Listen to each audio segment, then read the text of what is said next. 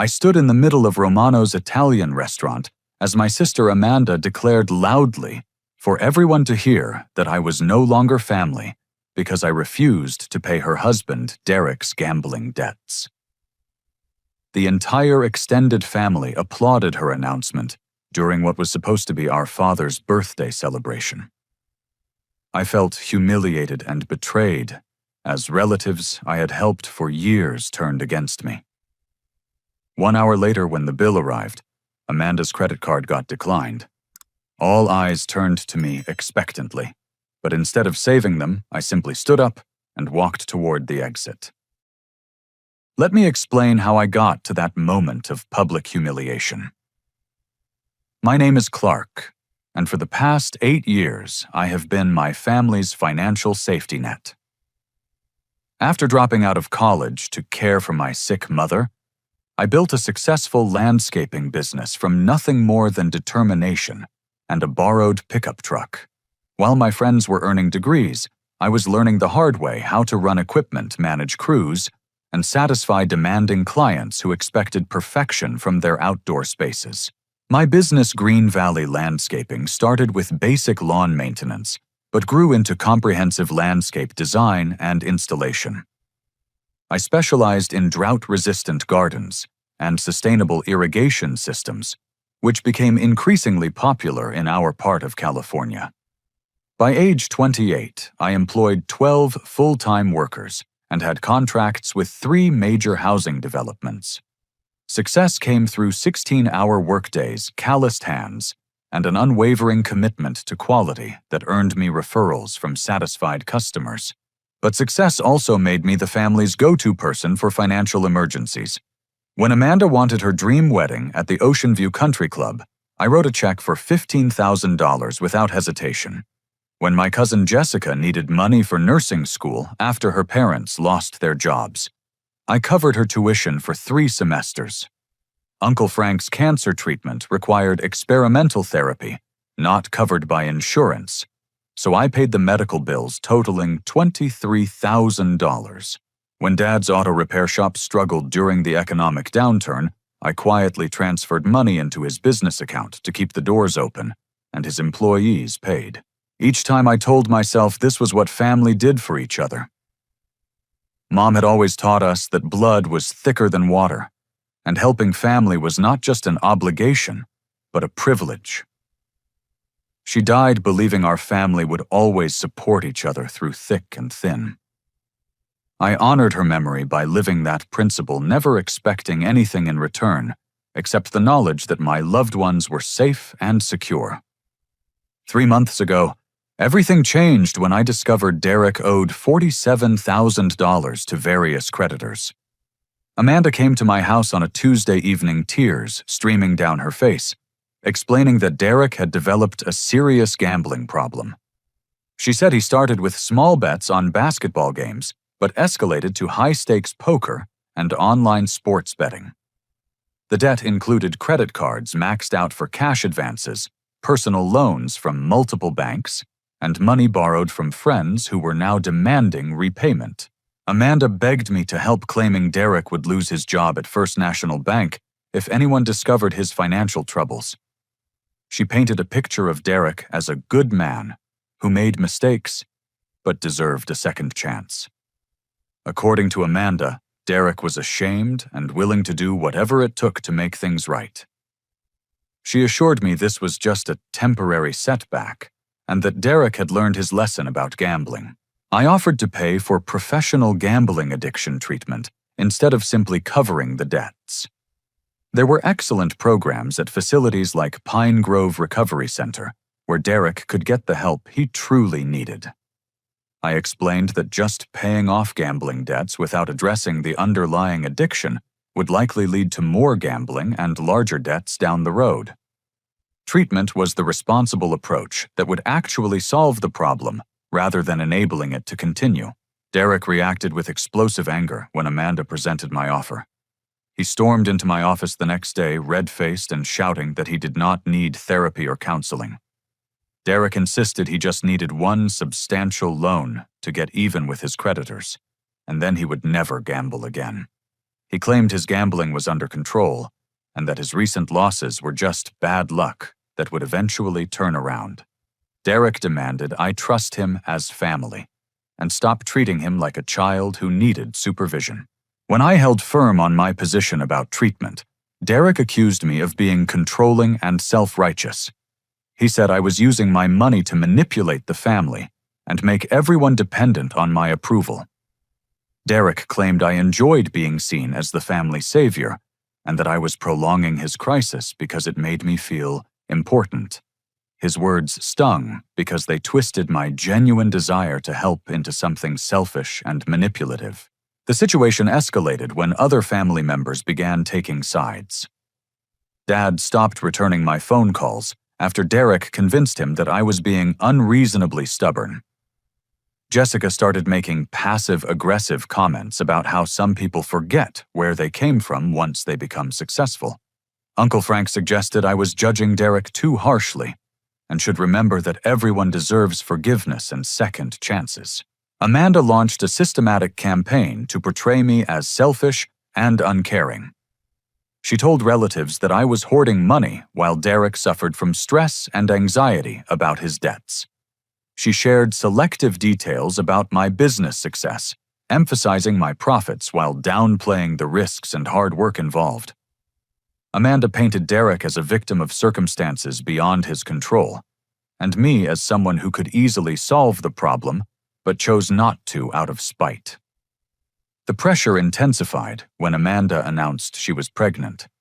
She claimed the stress of Derek's financial troubles was affecting her health and potentially harming the baby. Family members began calling me directly pleading with me to help for the sake of my future nephew or niece. They argued that innocent children should not suffer because of adult disagreements, and that I had a moral obligation to protect my family's next generation. Tonight's dinner at Romano's was supposed to celebrate Dad's 62nd birthday, but I suspected it was actually an ambush. The invitation came from Amanda, who insisted we needed to gather as a family and work through our differences. She said Dad really wanted all his children and grandchildren together for his special day, and it would mean everything to him if we could put our disagreements aside for one evening. I arrived at Romano's at 7 o'clock, sharp, hoping we could actually enjoy a peaceful family meal. The restaurant buzzed with the typical dinner rush energy families and couples enjoying their evening meals under warm lighting and the gentle hum of conversation. Our large table in the center dining room accommodated 12 family members with Dad at the head, wearing his favorite blue sweater and a genuine smile that reminded me why I loved family gatherings. But as the evening progressed, I noticed the coordinated way family members kept steering conversation toward financial responsibility and family loyalty.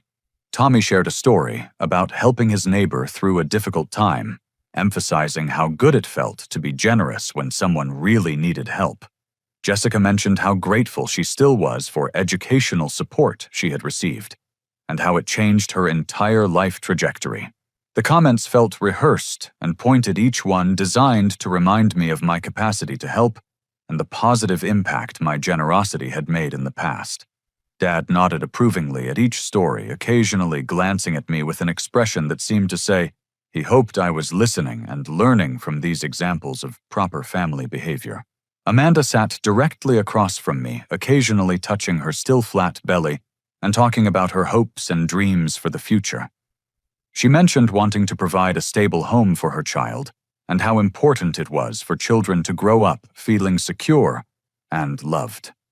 Derek remained unusually quiet during most of these conversations, though I noticed him checking his phone frequently and occasionally stepping outside to take calls he described as work-related emergencies. The carefully orchestrated nature of the evening became clear when Amanda stood up during dessert, tapped her wine glass with a knife, and asked for everyone's attention. She thanked Dad for being such a wonderful father and grandfather, and expressed gratitude for having such a close and supportive family. Then she turned to me with the expression of disappointment and sadness that seemed genuine enough to convince anyone who had not witnessed the preceding months of manipulation. Amanda's voice carried across the restaurant, as she announced that some people seem to forget that family comes before money. She said it broke her heart to see someone choose greed over compassion, especially when a pregnant woman and her unborn child were involved in the situation. Amanda declared that she could no longer consider someone family if they valued money more than the welfare of their own relatives. The words hit me like a physical blow as Amanda looked directly at me and stated that I was no longer part of this family because I refused to help Derek in his time of need. She said my selfishness had shown my true character and that she could not allow such negative influences around her future children. Amanda concluded by saying the family would be better off without someone who pretended to care, but only helped when it was convenient or made him look good. The applause started with Tommy and spread around the table like wildfire. Cousin Jessica clapped enthusiastically while nodding her agreement with Amanda's assessment. Uncle Frank joined in while shaking his head sadly, as if witnessing a tragic fall from grace. Even Dad remained silent, neither applauding nor defending me, which felt like the deepest betrayal of all. As I sat there processing this public humiliation, I noticed Derek nervously checking his phone again and whispering urgently to Amanda. Through fragments of his hushed conversation, I caught references to Monday deadlines and people who were getting impatient about payments. Something about Derek's demeanor suggested the situation was far more complicated and dangerous than anyone had revealed to me. Throughout the dinner, Derek's behavior became increasingly erratic and desperate.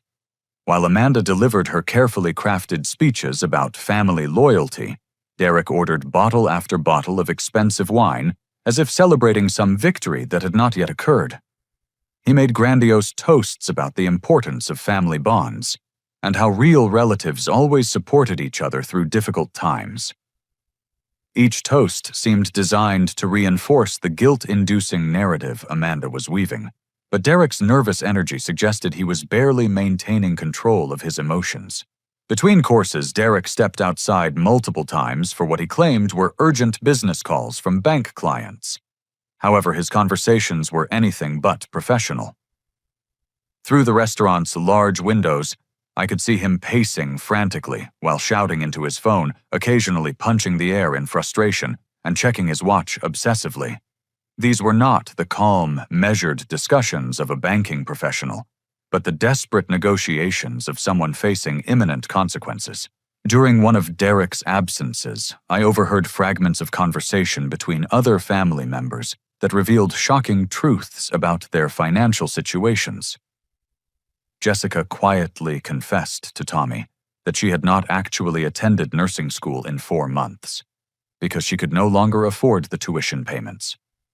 She had been working 3 part-time jobs at a coffee shop, retail store, and cleaning service to pay back money she had borrowed specifically to lend to Derek, thinking it was a short-term loan that would be repaid quickly. Uncle Frank whispered to Dad about how he had taken out a second mortgage on his house to help Derek, believing the money would be returned within 60 days. Frank explained that Derek had provided detailed documentation about a guaranteed investment opportunity that would double the money, allowing Derek to pay his debts and provide Frank with substantial returns.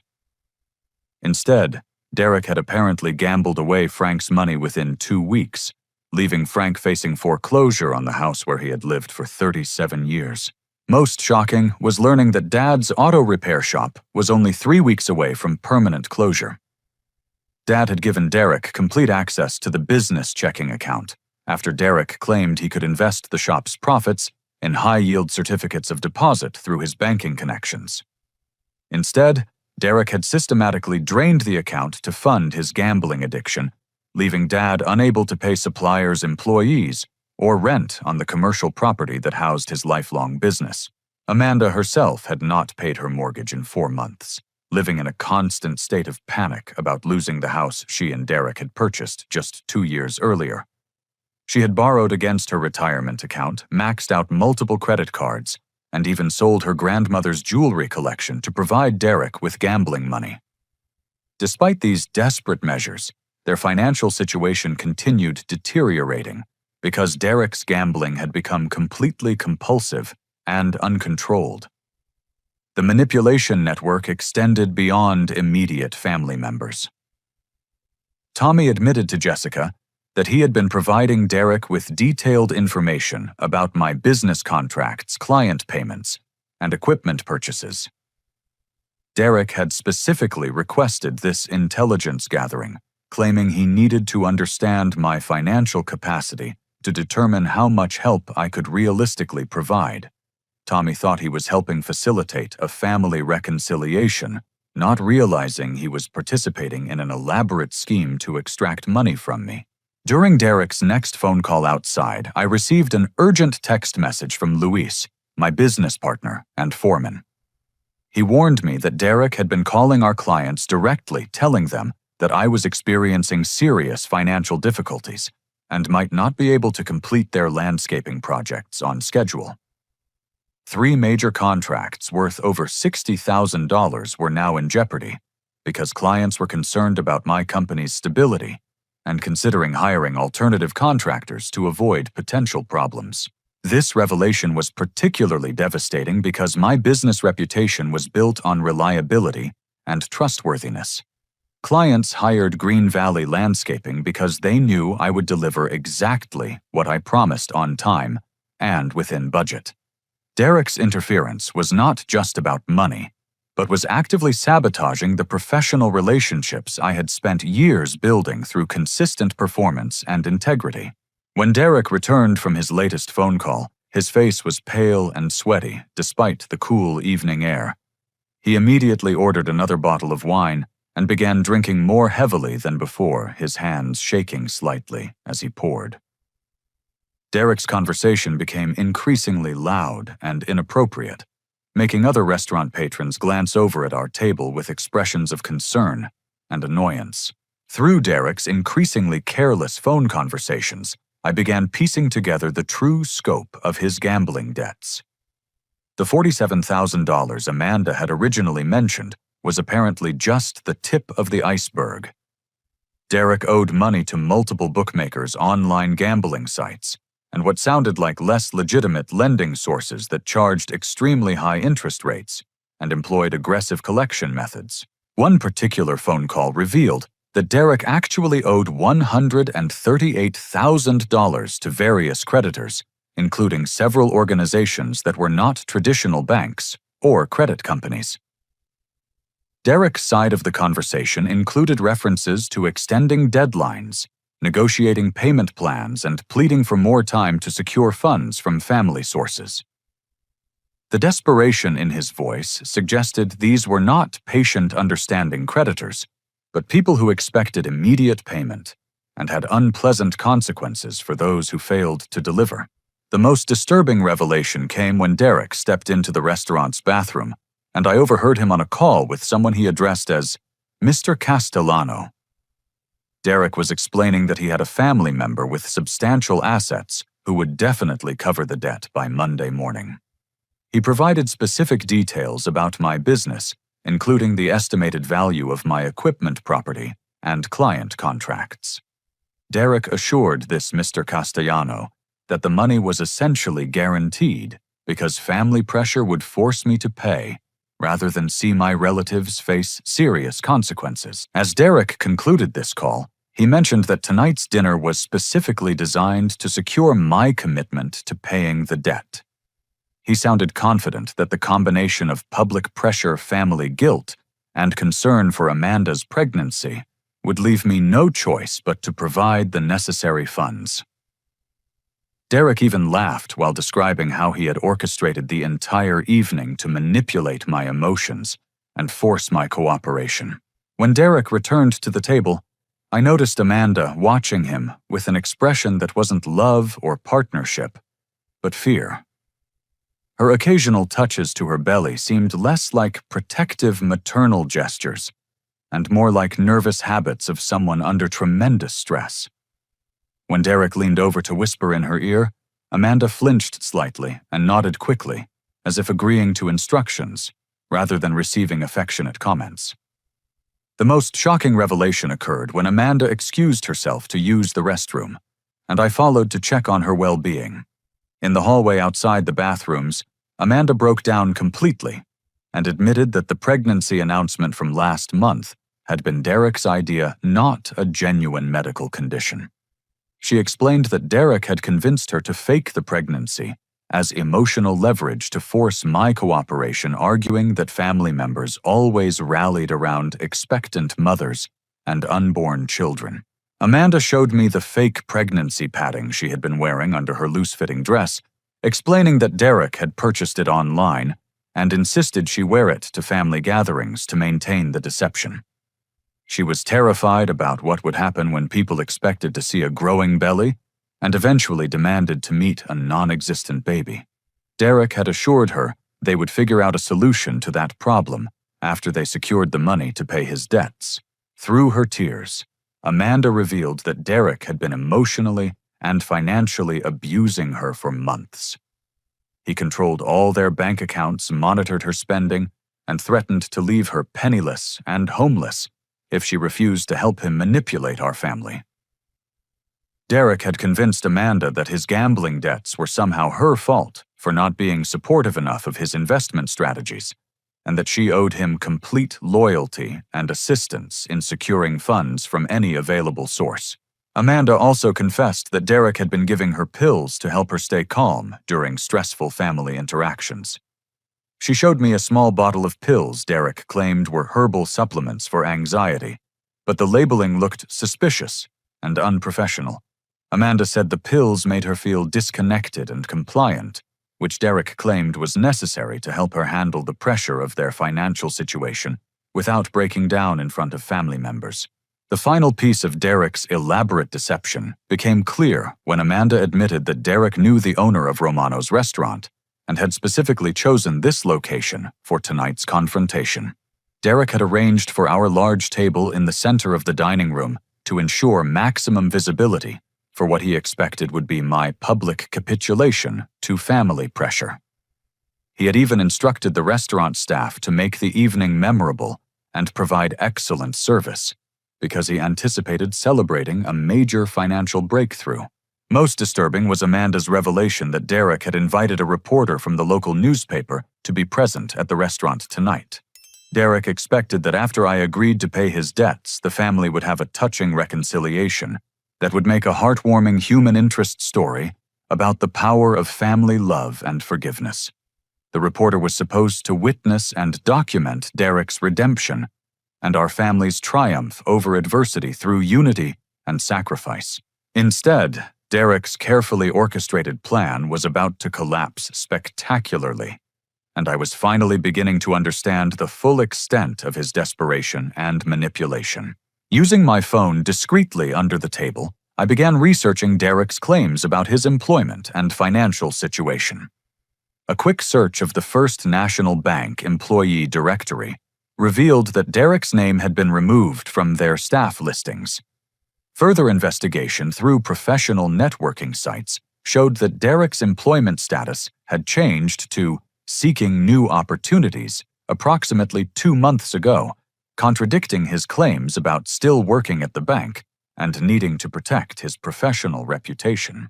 This discovery led me to investigate deeper into Derek's recent activities. Public records searches revealed that Derek had been terminated from First National Bank for suspicious activity involving customer accounts. According to news reports, I found the bank had discovered unauthorized access to client financial information and irregular transactions that triggered an internal investigation. Derek had been fired and was potentially facing criminal charges related to financial misconduct and breach of fiduciary duty. The devastating truth about our family's financial collapse began emerging through additional research and overheard conversations. Dad's auto repair shop had failed not because of general economic conditions, but because Derek had systematically stolen money from the business account over a period of 6 months. Derek had convinced Dad that he could invest the shop's profits in high-yield bank products, but instead had gambled away everything, leaving Dad unable to pay his employees' suppliers or commercial rent. Jessica was not actually attending nursing school, as everyone believed. Financial aid records showed she had been forced to withdraw after Derek failed to repay money she had borrowed specifically to lend to him. Jessica had been working multiple low-wage jobs to service the debt she incurred, helping Derek while maintaining the pretense of being a student to avoid family shame and disappointment. Her educational dreams were completely derailed by Derek's manipulation and lies. Uncle Frank's situation was even more heartbreaking. He had mortgaged his paid-off house to provide Derek with investment capital, believing Derek's promises about guaranteed returns through insider banking knowledge. Frank was now facing foreclosure on the home where he had lived for decades and raised his children, all because he trusted Derek's fraudulent investment scheme. At 72 years old, Frank was too old to recover financially from this devastating loss. Through Derek's increasingly careless phone conversations, I learned that his gambling debts extended far beyond traditional bookmakers and online betting sites. Derek owed substantial amounts to organizations that operated outside legal gambling frameworks, including loan sharks who charged exorbitant interest rates and employed intimidation tactics to ensure repayment. These were not patient creditors who would accept payment plans or negotiate reasonable terms, but dangerous people who expected full payment immediately and had serious consequences for those who failed to deliver. Derek's desperation became more apparent as I listened to his phone calls with various creditors throughout the evening. He was frantically trying to negotiate extensions and payment deferrals, but his requests were being denied because he had already broken multiple previous promises. Some creditors were demanding immediate payment of principal plus accumulated interest and penalties, which had increased the total debt far beyond the original borrowed amounts. The most alarming revelation came when I overheard Derek's conversation with someone he called Mr. Torino, who was apparently the most dangerous of his creditors. Derek was pleading for additional time while assuring this person that he had secured a family member with substantial assets who would definitely cover the entire debt. Derek provided specific details about my business, including my equipment value property assets and annual revenue, essentially using my success as collateral for his gambling debts without my knowledge or permission. Even more disturbing was Derek's claim that I had already verbally agreed to pay the debt, which was completely false. Derek told Mr. Torino that tonight's dinner was just a formality to finalize the payment arrangements and that the money would be available by Monday morning. Derek had used my name and reputation to buy himself more time, meaning these dangerous creditors now expected payment based on promises I never made. When Derek returned from this particularly intense phone call, I noticed his hands were trembling and his shirt was soaked with perspiration, despite the restaurant's comfortable temperature. Derek immediately ordered another bottle of expensive wine and began drinking more rapidly, as if trying to numb himself against the overwhelming pressure he was facing. His behavior was becoming increasingly erratic and desperate, making other diners glance over at our table with concern and disapproval. Amanda's growing fear became more evident as Derek's desperation intensified. When he whispered instructions to her, she nodded quickly and fearfully, like someone who had learned that disagreeing with Derek led to unpleasant consequences. Amanda's occasional touches to her fake pregnancy padding seemed more like nervous self-soothing than maternal protection, and her eyes darted anxiously between Derek and other family members, as if gauging everyone's mood and potential reactions. The restaurant setup became more suspicious as the evening progressed. I noticed that our table location provided maximum visibility to other diners, and that several staff members seemed unusually attentive to our conversation. When I stepped outside briefly for fresh air, I overheard a busboy telling a co-worker that someone had specifically requested detailed service for our table because it was supposed to be a special family celebration that might be covered by local media. This revelation confirmed Amanda's earlier admission that Derek had orchestrated the entire evening for maximum dramatic impact. Derek had chosen Romano's not for its food or ambiance, but because it provided the perfect stage for his manipulation performance. The central table location, attentive service, and media presence were all designed to pressure me into compliance through public embarrassment and social obligation. The fake pregnancy deception became even more elaborate when I observed Amanda's careful movements throughout the evening. She consistently positioned herself to hide the artificial padding while making exaggerated protective gestures that seemed performative rather than instinctive. Amanda's pregnancy announcements to various family members lacked the joy and excitement typical of expectant mothers, instead carrying an undertone of desperation and fear. During dessert, Derek stepped outside for another frantic phone call, and I seized the opportunity to research the suspicious pills Amanda had shown me earlier. Using prescription drug identification websites, I discovered that the pills Derek claimed were herbal anxiety supplements were actually prescription sedatives typically used for severe psychiatric conditions. These medications required doctor supervision and could cause dependency, cognitive impairment, and dangerous interactions with alcohol. This discovery revealed another layer of Derek's abuse and manipulation. He had been drugging Amanda to keep her compliant and cooperative, while he executed his elaborate scheme to extract money from our family.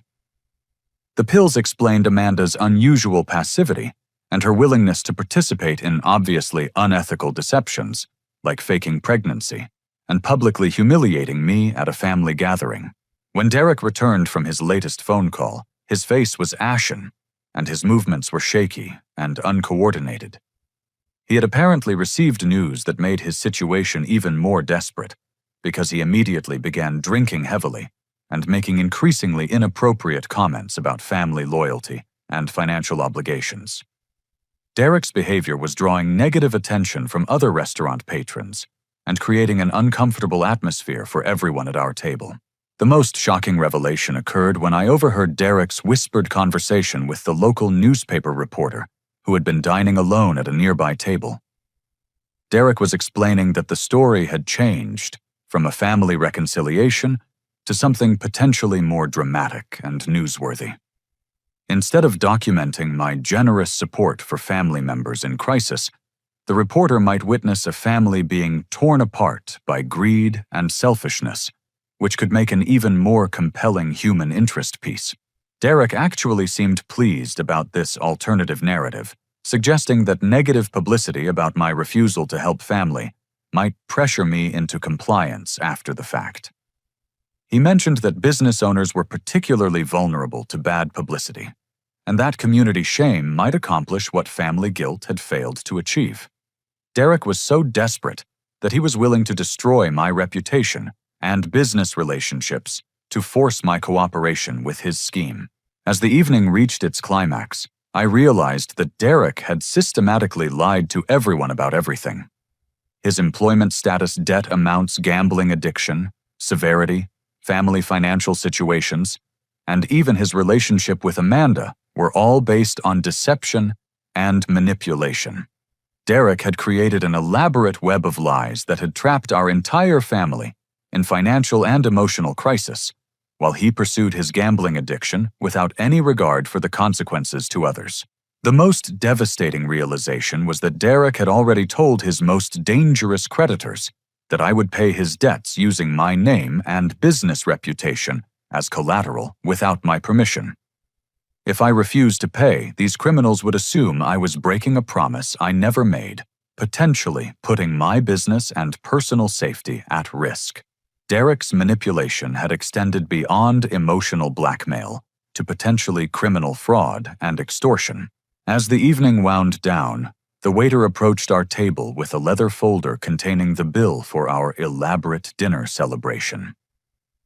Derek had orchestrated the entire meal with expensive appetizers, premium wine selections, and multiple dessert courses, confident that I would pay as I always had in the past. The total came to $847, a significant amount that reflected Derek's assumption about my continued willingness to cover family expenses, regardless of the circumstances. Derek made a show of reaching for his wallet while simultaneously pushing the bill toward Amanda, as if they were going through the motions of attempting to pay before inevitably turning to me for rescue. Amanda fumbled through her purse with exaggerated concern, pulling out her credit card, while expressing hope that their account had sufficient funds to cover such a large expense. Their performance was clearly rehearsed, designed to create the impression that they were trying to be responsible before reluctantly accepting my financial assistance. When Amanda handed her credit card to the waiter, Derek continued making conversation about the lovely evening and how wonderful it was to have family together for Dad's special birthday celebration. He thanked everyone for coming and mentioned how these gatherings were so important for maintaining family bonds and creating lasting memories. Derek's cheerful demeanor contrasted sharply with the underlying tension and desperation I had observed throughout the evening. 5 minutes later, the waiter returned with an apologetic expression and quietly informed Amanda that her credit card had been declined due to insufficient funds. Amanda feigned surprise and embarrassment, claiming she thought Derek had made a large deposit earlier that week to cover their monthly expenses. She made a show of checking her phone for banking notifications while expressing confusion about their account balance and wondering if there might be a mistake with the credit card processing system. Derek immediately offered his own credit card as an alternative, maintaining the pretense that they were capable of handling their financial obligations without assistance. However, when the waiter returned several minutes later, Derek's card was also declined, this time due to the account being over its credit limit. Derek expressed shock and frustration, claiming there must be some error because he had specifically arranged for additional credit capacity to cover unexpected expenses. At this point, Dad attempted to contribute by offering his own payment method, but his credit card was also declined due to the account being maxed out from previous financial emergencies related to Derek's schemes. Uncle Frank searched through his wallet, apologetically explaining that he had limited cash available because most of his money was tied up in investments and monthly expenses. Jessica and Tommy both acknowledged they were living paycheck to paycheck and could not contribute to such a large restaurant bill.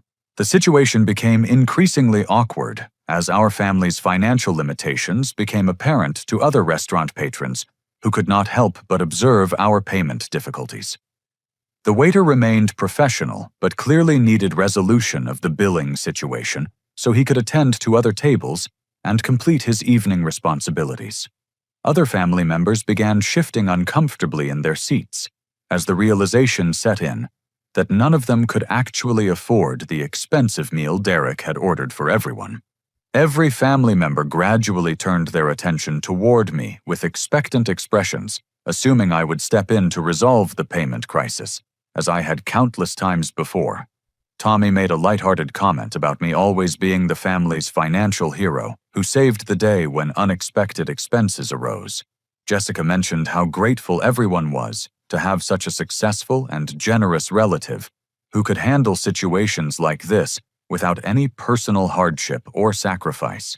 Even the waiter began looking in my direction expectantly, apparently having been informed by Derek that I would ultimately be responsible for settling the bill. Derek had clearly anticipated this exact scenario and prepared everyone to expect my intervention when other payment methods failed. The entire evening's events seemed designed to create this moment of maximum pressure and social obligation. Derek's nervous energy intensified as he realized his carefully orchestrated plan was not proceeding as expected. He began making more direct appeals for my assistance, mentioning how family members always helped each other during temporary financial difficulties and how these situations were opportunities to demonstrate love and commitment to family relationships. Derek suggested that successful family members had moral obligations to help less fortunate relatives, especially during special occasions like birthday celebrations. Amanda joined Derek's appeal by referencing her pregnancy and the stress that financial uncertainty was causing during what should be a joyful time in her life. She mentioned concerns about the baby's health and development if she continued experiencing anxiety about money and family conflicts. Amanda suggested that resolving the immediate payment issue would allow everyone to focus on more positive topics, like planning for the baby's arrival and strengthening family relationships for the next generation. Dad remained conspicuously silent during these appeals, neither supporting nor opposing the family's expectations that I would pay the bill. His silence felt like a betrayal, because it suggested passive acceptance of the manipulation and emotional blackmail being directed toward me. Dad's lack of intervention or defense made the situation feel like a coordinated family ambush designed to force my compliance through social pressure and guilt. The restaurant atmosphere became increasingly tense as other diners began noticing our table's payment difficulties and extended discussion about financial responsibilities. The waiter made several polite attempts to expedite the billing resolution, clearly needing to clear our table for other customers and complete his evening tasks. Other staff members occasionally glanced over at our situation with expressions of concern and impatience. Derek's desperation became more apparent as he realized his manipulation tactics were not achieving their intended results. He began making veiled threats about the consequences of family members abandoning each other during crisis situations. Derek mentioned how disappointed and hurt certain people would be if family loyalty was not demonstrated when it mattered most. His comments carried undertones of potential retaliation or punishment for those who failed to meet family expectations and obligations. As the tension escalated, I had a moment of complete clarity about the pattern of enabling behavior that had defined my relationship with my family for years.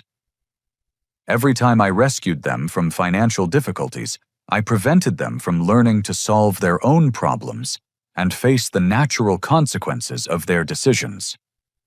My generosity had created a system of dependency and entitlement, where family members made irresponsible choices, knowing I would ultimately pay for their mistakes.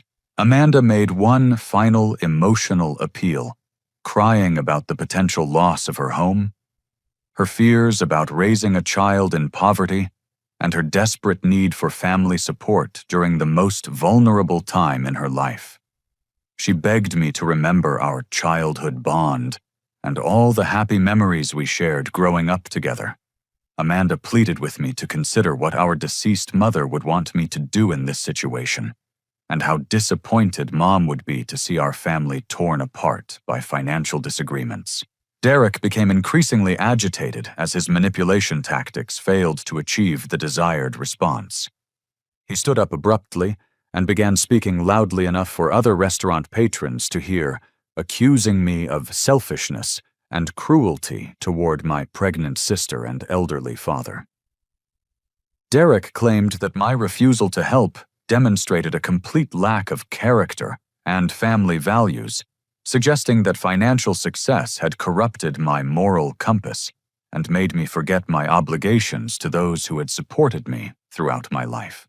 In that moment, I made the decision that would change everything. I calmly informed the table that I would not be paying for their expensive dinner or Derek's gambling debts. Instead, I offered one final alternative. I would gladly pay for Derek's admission to a professional gambling addiction treatment program and help family members create realistic payment plans with their creditors. But I would not simply hand over money that would likely be gambled away within days or weeks. Derek's reaction was explosive and immediate. In his rage, he accidentally revealed that he had been recording our entire conversation on his smartphone, which he had positioned strategically on the table throughout the evening. Derek had planned to use my words as evidence in a potential lawsuit, claiming that I had verbally agreed to pay his debts and was now breaching an oral contract. The entire evening had been designed not just for emotional manipulation, but for legal extortion, with Derek intending to sue me for breach of promise if family pressure failed to secure my cooperation.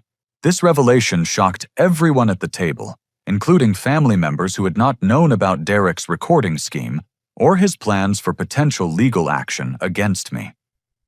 The discovery that Derek had been secretly documenting our private family conversation for possible use in litigation demonstrated a level of premeditation and manipulation that went far beyond desperate gambling addiction into calculated fraud and extortion. I stood up slowly and deliberately, my chair scraping against the restaurant floor, with a sound that seemed to echo through the sudden silence at our table. Every family member stared at me, with expressions ranging from shock to desperation, clearly not expecting this response to their coordinated manipulation attempt. Derek's face had gone pale as he realized his secretly recorded evidence would not support the lawsuit he had planned, since I had never actually agreed to pay his debts. Speaking in a calm but firm voice that carried across the restaurant, I addressed not just my family, but the other diners who had been unwittingly drawn into this dramatic confrontation. I explained that real love sometimes requires saying no to destructive behavior, even when that decision causes temporary pain and disappointment. Enabling someone's gambling addiction by paying their debts without requiring treatment is not kindness, but participation in their continued self-destruction. I told the assembled crowd about the 8 years I had spent supporting this family through various financial crises, always believing that my generosity was helping them build better lives and stronger futures. Instead, my well-intentioned assistance had created a cycle of dependency where family members made increasingly irresponsible decisions, knowing I would ultimately bear the financial consequences of their poor choices and reckless behavior. Derek's recording scheme became the perfect example of how far the manipulation had progressed beyond simple requests for help into elaborate fraud and potential criminal extortion. I explained to everyone present that Derek had planned to use secretly recorded conversations as evidence in a lawsuit designed to force payment of gambling debts through false claims about verbal agreements and family contracts that never actually existed. The revelation about Amanda's fake pregnancy created audible gasps from nearby tables as I gently but clearly explained how Derek had convinced my sister to wear artificial padding and lie about expecting a child in order to manipulate my emotions and force my financial cooperation. Amanda's shame was evident as she could not deny the accusation, instead looking down at the table, while other family members stared at her in shock and disbelief. I described Derek's systematic theft from Dad's auto repair shop, his lies about employment status, and his deception regarding the true amount of his gambling debts, which totaled over $130,000, rather than the $47,000 originally claimed. Family members began realizing the extent to which Derek had manipulated and lied to all of them, not just to me. Speaking directly to the newspaper reporter Derek had invited to document what he expected would be my capitulation. I explained that this story was actually about the dangers of enabling addiction and the importance of establishing healthy boundaries in family relationships. I agreed to provide a detailed interview about financial abuse within families and the psychological tactics used by addicted individuals to manipulate their relatives into funding destructive behavior. Dad finally broke his silence to apologize for his passive acceptance of the family's manipulation campaign against me. He admitted knowing about some of Derek's lies, but feeling powerless to intervene because he feared losing his relationship with Amanda and his future grandchild. Dad expressed regret for prioritizing family harmony over honesty and accountability, acknowledging that his silence had enabled Derek's escalating manipulation and abuse. Jessica tearfully confessed that Derek had threatened to destroy her credit rating and prevent her from returning to nursing school if she did not participate in gathering information about my business and personal finances. She revealed that Derek had promised to pay her student loans if I agreed to cover his gambling debts, creating a pyramid scheme where everyone's financial recovery depended on my compliance with his demands. Uncle Frank admitted that Derek had been systematically borrowing money from him for months, always promising quick repayment through guaranteed investment opportunities that never materialized. Frank realized he had lost his life savings and family home because he trusted Derek's lies about banking expertise and insider investment knowledge that was completely fabricated. Tommy acknowledged his role in providing Derek with detailed information about my business operations and client contracts, initially believing he was helping facilitate family reconciliation, but actually participating in intelligence gathering for Derek's manipulation campaign. The guilt and shame on Tommy's face showed he finally understood how his actions had contributed to the family's betrayal of my trust and generosity. Before leaving, I clearly stated my new boundaries and conditions for any future family relationships.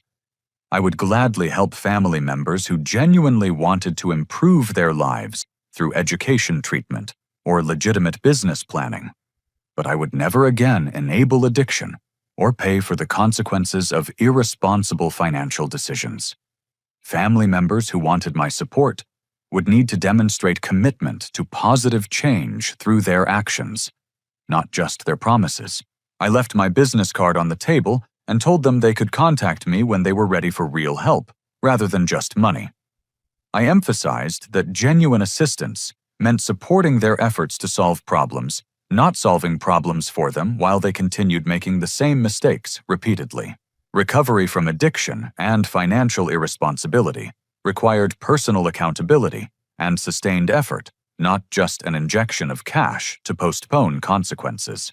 Derek became increasingly unhinged as he realized his elaborate scheme was collapsing completely. He began threatening to sue me for abandonment defamation and breach of family obligations, while simultaneously trying to convince other family members that I was the real villain in this situation. Derek's desperation made him alternate between rage and pleading, creating a disturbing display that demonstrated the full extent of his emotional instability and manipulation tactics.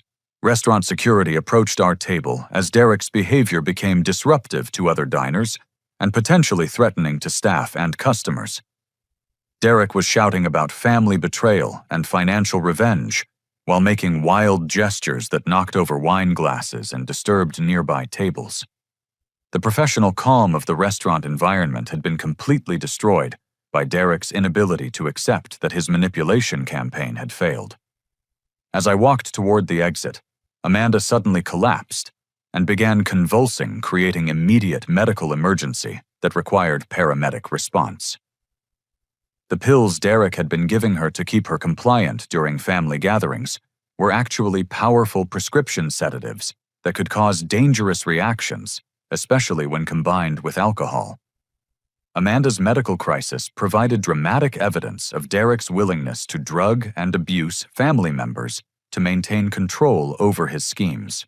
Derek's panicked reaction to Amanda's collapse revealed his knowledge that the pills he had provided were dangerous and potentially illegal. His immediate attempt to dispose of the pill bottle and deny any involvement in Amanda's condition demonstrated consciousness of guilt and potential criminal liability for drugging someone without their informed consent or medical supervision. The newspaper reporter's story would now focus on domestic abuse, addiction, manipulation, and the criminal behavior of someone who was willing to drug family members and commit fraud to fund his gambling addiction. Instead of the family reconciliation story Derek had planned, the media coverage would expose his systematic abuse and manipulation of relatives who trusted and loved him. Paramedics arrived within minutes of Amanda's collapse, their professional assessment quickly determining that she had been consuming prescription medications not prescribed to her. The lead paramedic, an experienced woman named Sarah, immediately recognized the symptoms of sedative overdose combined with alcohol consumption, a potentially lethal combination that required immediate medical intervention and hospitalization for monitoring and treatment. Derek's panicked attempts to distance himself from Amanda's medical emergency only increased suspicion about his involvement in her condition. When paramedics asked about her recent medication history, Derek claimed complete ignorance while simultaneously trying to retrieve the pill bottle he had given Amanda earlier in the evening. His contradictory behavior and obvious knowledge of the medications made it clear that he was directly responsible for Amanda's dangerous medical condition. Police arrived as part of the standard response to suspected drug-related medical emergencies, and Derek immediately became a person of interest in a potential poisoning investigation. Detective Martinez questioned Derek about his relationship with Amanda, his knowledge of her medication use, and his access to prescription drugs that were clearly not prescribed to him or Amanda by any legitimate medical professional. Amanda, once the sedatives were counteracted, and she regained full consciousness, began revealing the extent of Derek's emotional and financial abuse for the first time. Without the chemical influence that had kept her compliant and confused, Amanda clearly described months of manipulation, threats, and coercion that Derek had used to control her behavior and force her participation in his schemes against our family. The fake pregnancy deception became evidence of Derek's willingness to exploit intimate relationships and family emotions for financial gain. Amanda explained how Derek had purchased the artificial pregnancy padding online and forced her to wear it during family gatherings, threatening to abandon her and destroy her credit rating if she refused to participate in his manipulation campaign. Police discovered that Derek faced potential charges not only for drugging Amanda without consent, but also for fraud related to his use of my name and business reputation as collateral with dangerous creditors. Derek had essentially forged verbal agreements and made promises on my behalf that could have resulted in serious threats to my personal safety and business operations. With Derek in police custody and Amanda receiving proper medical care, our family finally had the opportunity to assess the true extent of the financial and emotional damage his addiction had caused. Dad's auto repair shop could potentially be saved through proper debt restructuring and business planning, but only if we acted quickly to negotiate with creditors and suppliers before permanent closure became inevitable. Jessica learned that she could return to nursing school through legitimate financial aid programs and student loan options that did not depend on family loans or Derek's fraudulent promises. Her academic record was still strong, and several nursing programs had flexible schedules for students who needed to work while completing their education. Uncle Frank's situation was more complicated because he had already lost significant equity in his family home, but financial counselors could help him explore options for preventing complete foreclosure and preserving some of his retirement security. The key was acting immediately before the foreclosure process progressed beyond the point of negotiation and compromise. Luis called to report that our business clients had been contacted by police as part of the investigation into Derek's harassment and false claims about my company's financial stability. Once clients understood that Derek's calls were part of a criminal scheme, they actually expressed increased confidence in my integrity and professionalism. Several clients offered additional work projects because they were impressed by how I had handled the family crisis with honesty and ethical boundaries. The newspaper reporter's investigation revealed that Derek's gambling addiction and manipulation tactics followed patterns common to serious gambling disorders, where addicted individuals systematically exploit family relationships and social connections to fund their compulsive behavior. The article would help other families recognize similar warning signs and seek appropriate help before their situations reached crisis levels. Derek's former employer, First National Bank, confirmed that he had been terminated for unauthorized access to customer accounts and suspicious financial transactions that violated federal banking regulations. Derek faced potential federal charges related to his banking misconduct, in addition to the state charges related to fraud, drug-related offenses, and domestic abuse allegations. 3 weeks later, police arrested several of Derek's creditors who were operating illegal gambling and loan shark businesses that charged extortionate interest rates and used threatening collection tactics. Derek's cooperation with authorities, motivated by his desire to reduce his own criminal penalties, helped police shut down criminal organizations that had been victimizing vulnerable people throughout our community. Amanda filed for divorce and obtained a restraining order against Derek, finally free from his manipulation and abuse after months of psychological and chemical control. She began attending support groups for families affected by gambling addiction and slowly rebuilt her emotional and financial independence with help from legitimate counseling services and social support programs. Dad's auto repair shop reopened under a new business plan that included proper financial controls and realistic profit expectations. Dad hired a professional bookkeeper and established banking relationships that prevented any single individual from gaining unauthorized access to business funds.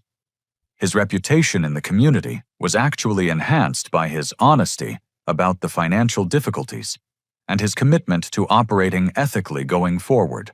The loan sharks who had threatened our family were arrested and prosecuted for extortion and illegal lending practices, removing the immediate physical danger that Derek's debts had created. Police investigations revealed that Derek was just one of many victims who had been exploited by these criminal organizations that specifically targeted people with gambling addictions and financial desperation. 6 months later, Derek accepted a plea agreement that included prison time, mandatory addiction treatment, and restitution payments to family members and other victims of his schemes. His cooperation with law enforcement investigations helped prosecute the criminal organizations he had been involved with, potentially reducing his sentence, but ensuring that his gambling addiction and manipulation tactics would be closely monitored for years to come. 1 year later, I can honestly say that walking out of Romano's restaurant that night was the most difficult but necessary decision I had ever made regarding my family relationships. The immediate aftermath was painful and chaotic, but it ultimately freed everyone from the destructive cycle of enabling and manipulation that had dominated our family dynamics for years. Derek is currently serving a 3-year sentence in state prison and attending mandatory gambling addiction treatment as part of his plea agreement. His letters from prison initially continued the same manipulation tactics he had used for years, alternately apologizing and blaming others for his situation, while requesting money for commissary purchases and legal fees. Our family learned to recognize these continued manipulation attempts and stopped responding to his demands for attention and financial support. Amanda's recovery has been remarkable to witness. Free from Derek's psychological and chemical manipulation, she has rebuilt her life with genuine strength and independence. She completed a dental hygienist certification program and now works at a pediatric dental practice where her natural compassion and patience make her excellent with children and anxious patients. Amanda is genuinely pregnant now, expecting a daughter with Michael, a respiratory therapist she met during her recovery support group meetings. The relationship between Amanda and me has become stronger than it ever was before, because it is now based on honesty, mutual respect, and healthy boundaries, rather than financial dependency and emotional manipulation. Amanda named me as her daughter's godfather, and I am honored to be part of raising a child in an environment of truth and accountability, rather than enabling and deception. Dad's auto repair shop is not just surviving, but thriving under proper management and realistic business practices. Dad hired Jenny, a certified public accountant who specializes in small business financial planning, to handle all bookkeeping and banking relationships. The shop now operates with transparent financial controls that prevent unauthorized access while maintaining the personal touch and quality service that made Dad successful for decades. Dad and I rebuilt our relationship through honest conversations about the years of enabling behavior and financial rescues that had prevented him from developing sustainable business practices. He expressed genuine gratitude for my refusal to continue the cycle of dependency, acknowledging that my tough love ultimately saved his business and taught him valuable lessons about accountability and proper financial management. Jessica returned to nursing school through legitimate financial aid and scholarship programs, graduating with honors and accepting a position at the Regional Medical Center's emergency department. She loves the fast-paced environment and finds great satisfaction in providing care during medical crises. Jessica paid me back every dollar she had borrowed, even though I told her it was not necessary, because taking responsibility for her debts was important for her own sense of integrity and independence. Uncle Frank was able to keep his house through a mortgage modification program that reduced his payments to affordable levels while allowing him to rebuild his retirement savings slowly but steadily. Frank now volunteers with a non-profit organization that helps elderly people avoid financial scams and predatory lending schemes, using his painful experience with Derek's manipulation to help protect other vulnerable seniors from similar exploitation. My landscaping business expanded significantly because my reputation for integrity and ethical behavior attracted clients who valued trustworthiness and reliability. Several major commercial developments hired Green Valley Landscaping specifically because they learned about my principled stand during the family crisis and wanted to work with a contractor who demonstrated strong moral character under pressure. Luis and I opened a second office to handle increased demand from clients throughout the region. We now employ 22 full-time workers and have contracts with municipal governments, school districts, and healthcare facilities that require sustainable landscaping solutions. Our success stems from consistent quality work and honest business practices that clients can depend on completely. I became an advocate for families dealing with gambling addiction and financial abuse, speaking at community centers and working with financial counselors to help other families recognize manipulation patterns and establish healthy boundaries. Many people have shared stories remarkably similar to my own experience, confirming that Derek's tactics are common among individuals with serious gambling addictions.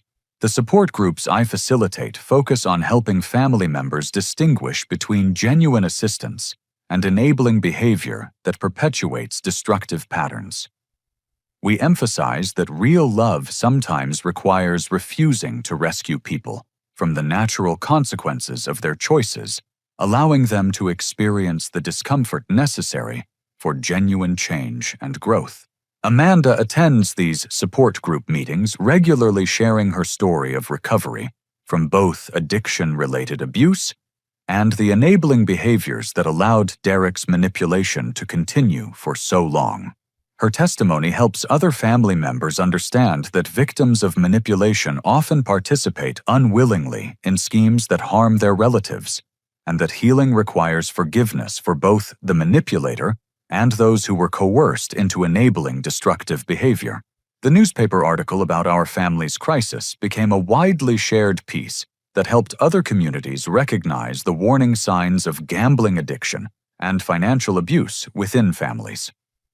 The reporter James Chen won a state journalism award for his sensitive but thorough coverage of addiction-related family dysfunction and the importance of professional intervention rather than family-based enabling. Derek will face deportation proceedings after completing his prison sentence because his criminal convictions violated the terms of his permanent residency status. This consequence was not something our family sought, but it represents the natural result of choices Derek made repeatedly over several years while rejecting multiple opportunities for treatment and honest behavior change. The most important lesson I learned through this painful experience is that boundaries are not walls that separate people, but bridges that connect them in healthy, sustainable ways. When I stopped enabling my family's irresponsible behavior, I actually created opportunities for genuine relationships based on mutual respect and shared accountability, rather than financial dependency and emotional manipulation. True family love means supporting each other's growth and independence, not preventing people from experiencing the consequences that teach important life lessons. My refusal to pay Derek's gambling debts ultimately saved my family from years of additional abuse and manipulation, while forcing everyone to develop real problem-solving skills and emotional resilience. Amanda's daughter will grow up in a family environment characterized by honesty, accountability, and genuine support for healthy choices, rather than enabling and excuse-making for destructive behavior. She will learn from an early age that love means expecting the best from people and helping them achieve their potential, not rescuing them from difficulties they need to overcome independently. The weekly family dinners we now enjoy are completely different from the tense, manipulative gatherings Derek orchestrated when he was controlling our family dynamics. We share both struggles and successes, honestly offering emotional support and practical advice while respecting each other's independence and decision-making autonomy. Have you ever found yourself in a situation where family members expected you to sacrifice your financial security to enable their poor choices? How do you think you would handle pressure from relatives who believe your success obligates you to rescue them from problems they created themselves? I would love to hear your thoughts about setting boundaries with family members who struggle with addiction or financial irresponsibility. Please like this story if it helped you think differently about family obligations and enabling behavior. Subscribe to hear more stories about overcoming manipulation and building healthy relationships. Share this with anyone who might be facing similar family pressure and comment below with your own experiences or questions about establishing boundaries with relatives who have unrealistic financial expectations. Thank you for listening to my story and allowing me to share this difficult but ultimately positive experience with you. Remember that sometimes the most loving thing you can do for family members is refuse to enable their destructive choices, even when that decision causes temporary pain and conflict. Your boundaries protect not just your own well-being, but also create opportunities for others to develop the strength and skills they need for genuine recovery and independence. May you find the courage to make difficult but necessary decisions when family loyalty conflicts with enabling behavior, and may your relationships be built on mutual respect and healthy accountability rather than dependency and manipulation.